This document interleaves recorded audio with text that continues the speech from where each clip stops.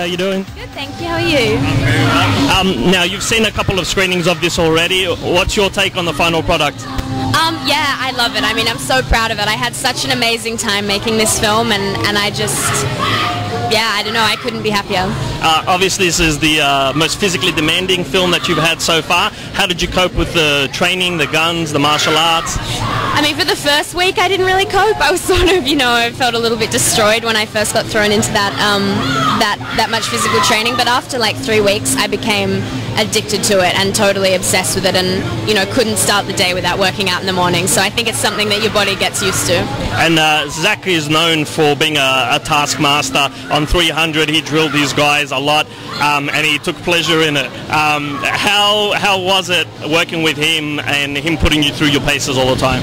I mean, he, as I said, the training was something that I really enjoyed after a while, but Zach, I mean, I would mop the floor for Zach Snyder. Like, he's just one of the best, coolest guys, and I think it was actually really cool of him to put us through the training, because it meant that we were totally prepared for the action sequences in the film. Okay, one final question. A lot of people with the reviews out of the US, there's a questionable about whether this is actually empowering women with the costumes and things like that. What's your take on it?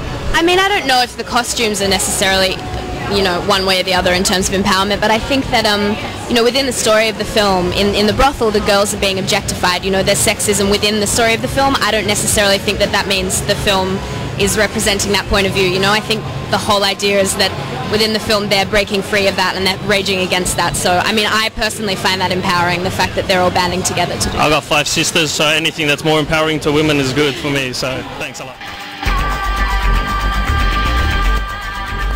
Hi Abbie, how you doing? I'm good, thank you. Jinx. How was the total experience of working on this with Zach Snyder? It was definitely hands down the most fun I've ever had on a film ever. Yep. It was amazing.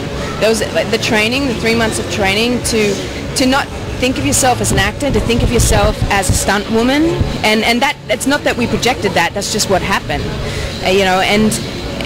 Having the opportunity to learn how to shoot a pistol, a shotgun, an M4, to learn how to, how to do a back spinning kick. I mean, it's awesome, Was this the most fun you've had on a film? For sure. Yeah?